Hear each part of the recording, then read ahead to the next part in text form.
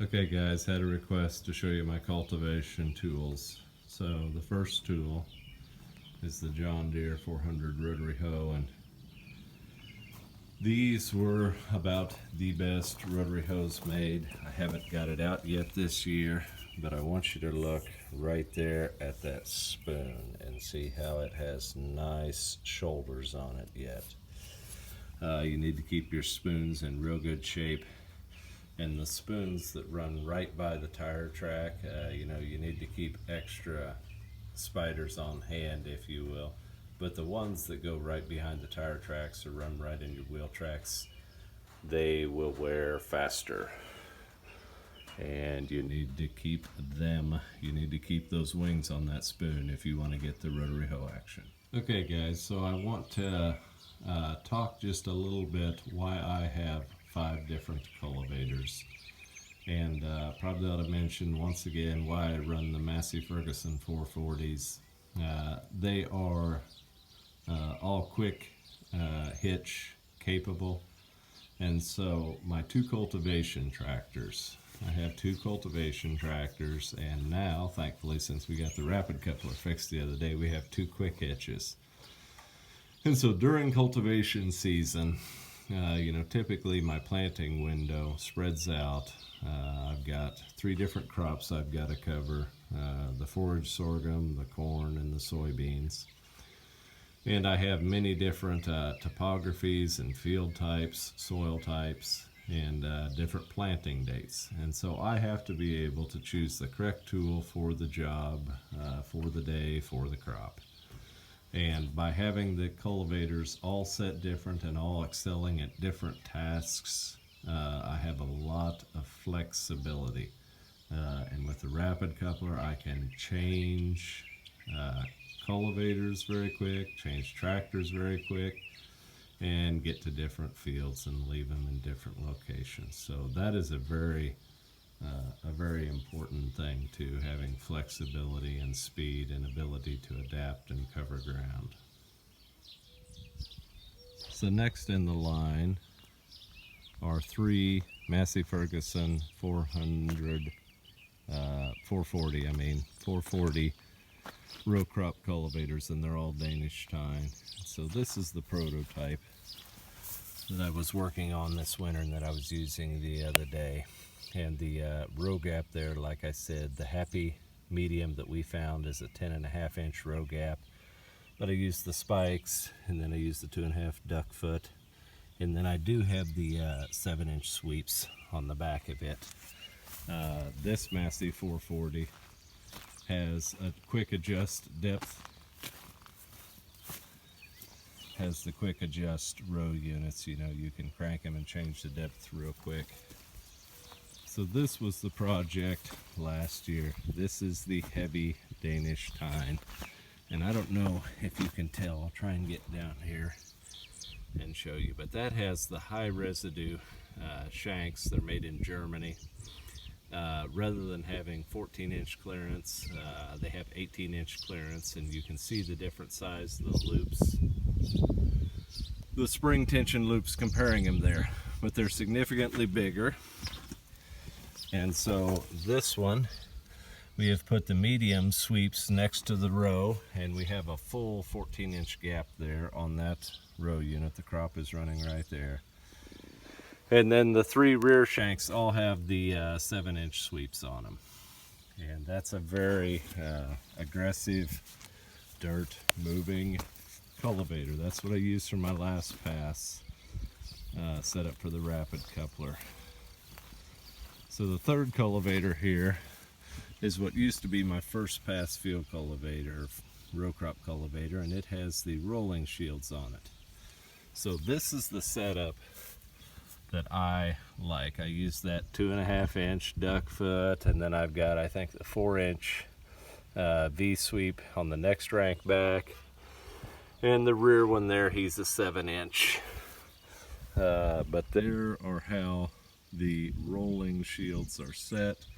They are designed to run between that first rank, and this cultivator is set on 12.5 to 14. I think it's closer to 14. It might be just a hair wider than the cultivator that I'm going to show you next, and that's for the rolling shields to work and to move up and down and to walk around like they need to.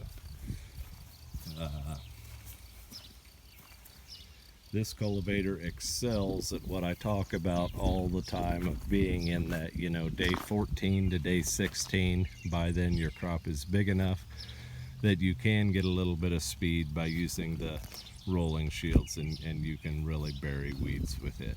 Its one fault is that it tracks a little bit to the side, and I never in all of my years haven't been able to figure out how to make that cultivator track true. But I have learned in my head how it tracks, and so to me it's just automatic to use that cultivator, even though it is a little bit squirrely.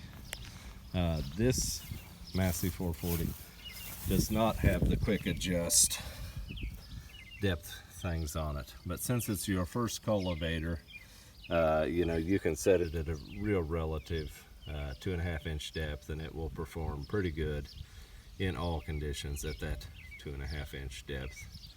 It's kind of a pain to adjust all those for depth, but we've got it set for, I'm pretty sure, 2.25, 2.5, and that works real good for a first pass when you're using the rolling shields. The other day when we were running with the new prototype and the little spikes with the closer gap, we were running shallower than that. I think you can see there that the wheel there's almost touching the ground. So we had them set like at about, they were running 2 inches deep, but the wheel, you know, if we set it on concrete, that wheel would be about 1 inch off the ground. And there's, you know, as the row unit pulls down into the ground, it compresses on the wheel there. So runs at about 2 inches if you have the wheels set at 1 inch. So the last two cultivators, this is a Massey 440, just like the three down there. It does have the quick adjust depth on it, and so this cultivator, I have it set up just like the light duty, and same foot setup there. We haven't got it out yet this year at all, but it has the quick depth adjust and has that same foot setting with the duck foot, and then the 4-inch sweep, and then the 7-inch on the back. This was also a winged cultivator.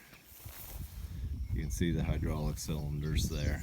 And so this cultivator, I have one more project to undertake here. I'm going to set this one. Obviously I can pull both wings up and cultivate 2 rows. And when I'm doing terraces, that works real good. I have to do little point rows. But I would like to install the option on it of taking one wing up and doing a little better job on the point rows. And that is an experimental project that we will undertake at some point. But the main purpose for this cultivator, it does not have the rolling shield, so the main purpose for it, and it does have the heavier toolbar.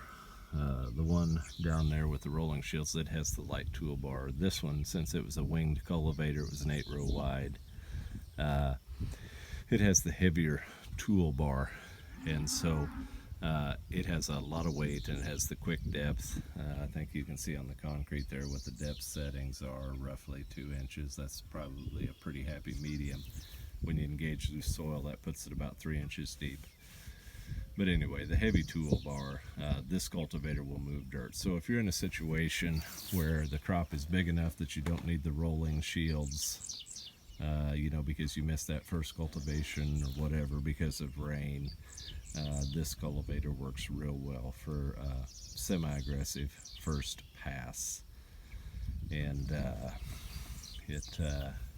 I do have a set of rolling shields for it, but I just haven't used them because the light duty cultivator down there with the rolling shields, it's working real good. Someday this one I could put the rolling shields back on it and use it as a primary or as the first pass cultivator if I wanted to. And behind it is the draconian Massey Ferguson 428. And 3 shanks, and it's got the 9-inch sweeps on it, and you can see in between the row there, my shadow's in the picture a little bit, I'll try and get out of the shadow, but you can see in the row there what you do. You just take a torch and you torch off one side. This cultivator is very aggressive. When the soil's wet, it'll roll ribbons horribly. I'm not a big fan of the 428. I think I've told you that before many times, but our clay soils, it seems that the 428 is just too aggressive. So the one situation where the 428 works real good is when it just keeps raining and raining and raining. And one thing you notice about the Danish tines is that if it rains, you know, the night you cultivate and the foxtail is very big, the foxtail will root back down.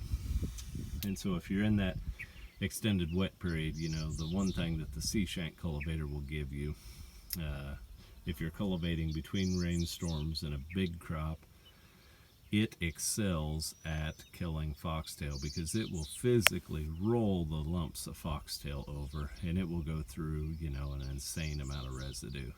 It will flow residue a lot better than the Danish tines. The Danish tines work on the principle that you never let your weeds get very big, and you sure never let the morning glory bridge the row. If you let the morning glory bridge the row, then it will catch on the Danish tines, and you'll just have a heck of a time.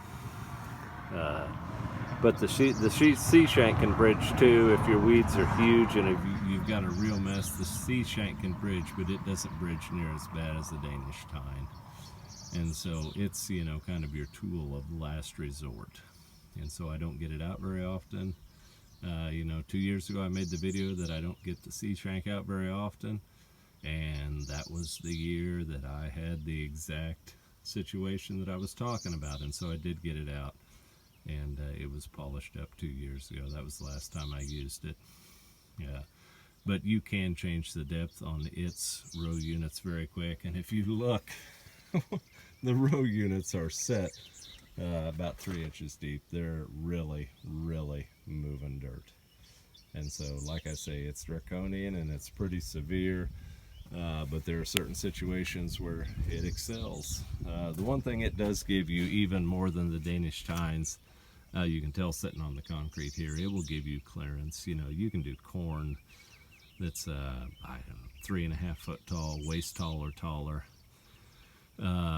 with that C-shank. The other instance where I have used the C-shank, probably ought to mention that, is in forage sorghum. I've done forage sorghum that was 4 foot tall with the C-shank. You literally could not see the ground. The sorghum was so thick and so tall. And the C-shank, just because of its clearance, it excelled at that. You know, you were just looking at the tops of the sorghum and driving, and never seeing the ground, but you knew that it was really cleaning up. So that's a video, guys, about 4 row crop cultivators and a rotary hoe, the tools that I use for inter-row cultivation. Thanks.